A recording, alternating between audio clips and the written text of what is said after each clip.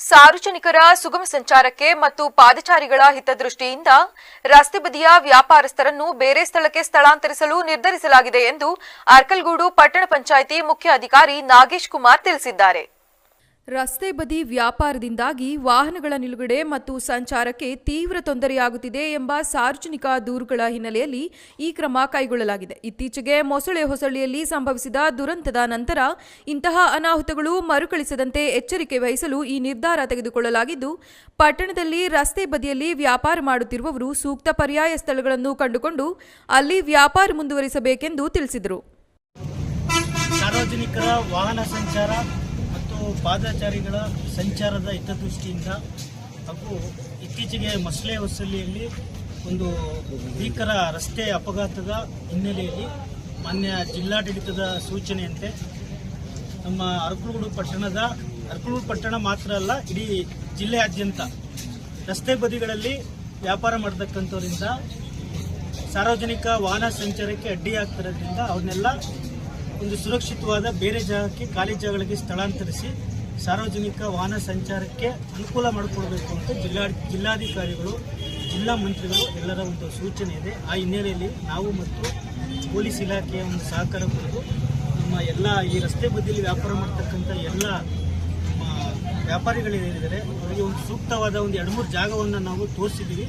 ಅಲ್ಲಿಗೆ ಅವರೆಲ್ಲರೂ ಸಹ ದಯಮಾಡಿ ಸ್ಥಳಾಂತರ ಆಗಿ ನಮ್ಮ ಪಟ್ಟಣದ ಸೌಂದರ್ಯ ಮತ್ತು ಟ್ರಾಫಿಕ್ ಕಂಟ್ರೋಲ್ಗೆ ಮತ್ತು ಅಪಘಾತಗಳು ನಮ್ಮ ಪಟ್ಟಣದಲ್ಲಿ ಯಾವುದೇ ಕಾರಣಕ್ಕೂ ಟ್ರಾಫಿಕ್ ತೊಂದರೆಯಿಂದ ಆಗಬಾರ್ದು ಅನ್ನೋ ಒಂದು ಹಿತದೃಷ್ಟಿಯಿಂದ ಒಂದು ಕೆಲಸವನ್ನು ಮಾಡ್ತಾ ಇದ್ದೀವಿ.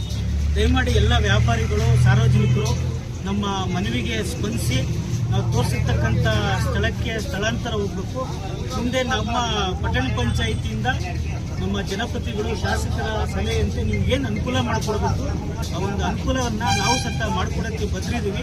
ಹಾಗಾಗಿ ನಾವೆಲ್ಲ ಬೀದಿ ಬದಿ ವ್ಯಾಪಾರಿಗಳು, ತರಕಾರಿಯವರು ನಮ್ಮ ಸುಸಜ್ಜಿತ ಮಾರುಕಟ್ಟೆಯಲ್ಲಿ ಸಾಕಷ್ಟು ಮಳಿಗೆಗಳು, ಖಾಲಿ ಜಾಗಗಳಿವೆ, ದಯವಿಟ್ಟು ಅಲ್ಲಿಗೆ ಹೋಗಿ ನಮ್ಮ ಏನು ಈ ಚಾಟ್ ಸೆಂಟರು, ಫುಡ್ ಸೆಂಟರ್ಸ್ ಅವರು ಏನಿದ್ದೀರಿ ಅವರಿಗೆ ನಮ್ಮ ಈ ಪಾರ್ಕ್ ಜಾಗದಲ್ಲಿ ಸಾಕಷ್ಟು ಸ್ಥಳಾವಕಾಶ ಇದೆ, ಅಲ್ಲಿ ಹೋಗಿ ಸ್ಥಳಾಂತರ ಮಾಡಿ ತಮ್ಮ ವ್ಯಾಪಾರವನ್ನು ಮಾಡಬೇಕು ಅಂತ ನಾನು ಈ ಮೂಲಕ ಮನವಿ ಮಾಡ್ತಾ ಇದ್ದೀನಿ. ಒಂದು ಸಲಹೆ ಮಾಡ್ತಾರೆ. ಈಗ ನೋಡಿ, ಅವರು ವೆಹಿಕಲ್ ಇಟ್ಕೊಂಡಿದ್ದಾರೆ. ವೆಹಿಕಲ್ ಅಂದ್ರೆ ಅವರು ಬೀದಿಗೆ ಹೋಗ್ಬೇಕು. ಆಕ್ಚುಲಿ ಅವ್ರು ಆ ತರ ವೆಹಿಕಲ್ ಮಾಡಿ ಇಟ್ಕೊಂಡಿದ್ದಾರೆ. ಅವರು ಬೀದಿಗೆ ಹೋಗದಲ್ಲೇ ಒಂದ್ ಕಡೆ ಕೂತ್ಕೊಂತ ಇದ್ದಾರೆ. ಅದು ಹಿಂದಕ್ಕೂ ಅಲ್ಲ, ಮುಂದಕ್ಕೆ ರೋಡ್ ತುದಿಗೆ ಇದ್ದಾರೆ. ಅವ್ರು ಯಾರೋ ಅರ್ಜೆಂಟಿಗೆ 20 ರೂಪಾಯಿ ಟೊಮೊಟೋಗೆ ಅರ್ಜೆಂಟಿಗೆ ಬಂದು ರೋಡಲ್ಲೇ ನಿಂತ್ಕೊತಾರೆ. ಆ ಕಡೆಯಿಂದ ದೊಡ್ಡ ಬಸ್ಸು, ಲಾರಿ ಬರ್ತಾರೆ. ದೊಡ್ಡ ಲಾರಿಗಳನ್ನ ಸಡನ್ ಆಗಿ ಕಂಟ್ರೋಲ್ ಮಾಡಕ್ ಆಗಲ್ಲ. ನಿಮ್ಗೆ ತಿಳಿದಂಗೆ ಅವ್ರು ಬರೋ ಫಾಸ್ಟಿಗೆ ರಸ್ತೆ ಅಪಘಾತಗಳು ಆಗ್ತವೆ. ಅವರು ಸತ ಒಂದು ರಸ್ತೆಗಳಲ್ಲಿ ಅವರು ಮೂವಿಂಗ್ ಅಲ್ಲಿ ವ್ಯಾಪಾರ ಮಾಡ್ಕೊಂಡು ಹೋಗ್ಲಿ, ನಮ್ದೇನು ಅಭ್ಯಂತರ ಇಲ್ಲ. ನಮ್ಮ ಮಾರ್ಕೆಟ್ ಇದೆ, ಅಲ್ಲಿ ವ್ಯಾಪಾರ ಮಾಡಿ. ಯಾರು ಸಹ ನಾಳೆಯಿಂದ ಯಾವುದೇ ಕಾರಣಕ್ಕೂ ರಸ್ತೆ ತುದಿಗಳಲ್ಲಿ ವ್ಯಾಪಾರ ಮಾಡೋ ಪ್ರಶ್ನೆನೇ ಇಲ್ಲ. ಯಾರೇ ಮಾಡಿದ್ರು ನಾವು ಅವ್ರನ್ನ ನಮ್ಮ ವಾಹನಗಳಲ್ಲಿ ಅವ್ರದ್ದು ತರಕಾರಿ ಆಗಿರ್ಬೋದು, ಫುಡ್ ಆಗಿರ್ಬೋದು, ನಾವೇನೇ ಮಾಡಿದ್ರು ಅದನ್ನ ಯಾವುದೇ ಕಾರಣಕ್ಕೂ ನಾಳೆಯಿಂದ ಬಿಡಲ್ಲ. ನಾವು ಅದನ್ನ ಎತ್ಕೊಂಡು ಹೋಗುವಂತ ಕೆಲಸವನ್ನ ಆನಾಕ್ರು ವೃತ್ತದಲ್ಲಿ ಹೂ ಮಾರುವವರು ಪೂರ್ತಿ ರಸ್ತೆಗೆ ಹಾಕೊಂಡು. ಇದೇ ಸಂದರ್ಭದಲ್ಲಿ ಪಟ್ಟಣ ಪಂಚಾಯಿತಿ ಮುಖ್ಯ ಅಧಿಕಾರಿ ನಾಗೇಶ್ ಕುಮಾರ್ ಮತ್ತು ಆರೋಗ್ಯ ಅಧಿಕಾರಿಗಳು ರಸ್ತೆ ಬದಿಯ ಕೆಲವು ಆಹಾರ ಮಳಿಗೆಗಳಿಗೆ ಭೇಟಿ ನೀಡಿದಾಗ ಕಳಪೆ ಆಹಾರ ಪದಾರ್ಥಗಳ ಬಳಕೆ ಕಂಡು ಬಂದಿದ್ದು, ಇದನ್ನೆಲ್ಲ ಬಳಸದಂತೆ ಎಚ್ಚರಿಕೆ ನೀಡಿದರು. ಜೀವಕ್ಕಿಂತ ದೊಡ್ಡದ ಯಾವ್ದೋ ಒಂದು ಟ್ರಕ್ ಬಂದು ನುಗ್ತು, ನಿನ್ ಜೀವ ಹೋದ್ರೆ ಏನ್ ಮಾಡ್ತೀಯ? ಅವೆಲ್ಲ ಸುಳ್ಳು, ಅರ್ಥ ಆಯ್ತಾ? ಅವೆಲ್ಲ ಸುಳ್ಳು.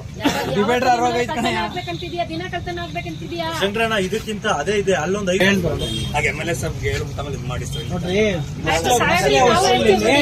ಮೊನ್ನೆ ಅಪಘಾತ ಆಗಿರೋದ್ರಿಂದ ಈ ಸಂದರ್ಭದಲ್ಲಿ ಪಂಚಾಯಿತಿ ಆರೋಗ್ಯ ನಿರೀಕ್ಷಕ ಚೇತನ್, ಪೊಲೀಸ್ ಸಬ್ ಇನ್ಸ್ಪೆಕ್ಟರ್ ಕಾವ್ಯ ಮತ್ತು ಪಟ್ಟಣ ಪಂಚಾಯಿತಿ ಸಿಬ್ಬಂದಿ ಉಪಸ್ಥಿತರಿದ್ದರು.